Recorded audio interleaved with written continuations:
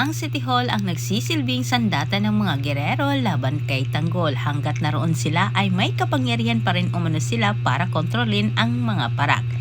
Ngunit isang itlap ay magbago ang ihip ng hangin. At samantala, madaling nakarating kay Tanggol ang nangyari ngayong kaguluhan sa harap ng City Hall pamagitan naman kay Tindig.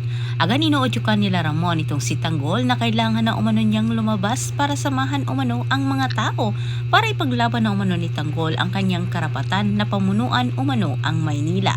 Dagdag pa nila ni Enting kailangan ng kumilos itong si Tanggol para sa ganitong paraan umano ay mabigyan din kaagad nila ng hustisya ang buhay ni Santino at David. Higit sa lahat, hindi rin mauwi sa wala ang kanilang pinaghirapan.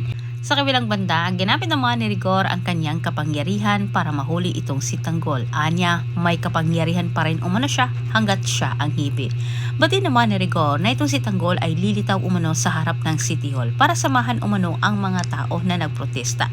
Gustong abangan ni Rigor si Tanggol doon at doon umano niya ito hulihin at tapusin ang buhay ni Tanggol. Handa nang lumabas itong si Tanggol. Gusto pa rin itong makasiguro na ang mga parak ay kakampi nila. Kaya humingi ng tulong itong si Tanggol sa kanyang ninong Mando. Anya ni Tanggol hanggat may panahon pa umano, maaring kumbinsihin umano ni Mando at ipaliwanag ang katotohanan upang sa ganitong paraan ay mabuksan umano ang isip ng mga parak. Pero sinabi naman ni Tanggol na hindi umano lahat ng lispo ay makuha umano nila ang simpatsya ng mga ito. Kailangan merong gawin itong si Tanggol. Ang isa umano sa kanila ni Miguelito ang mawala.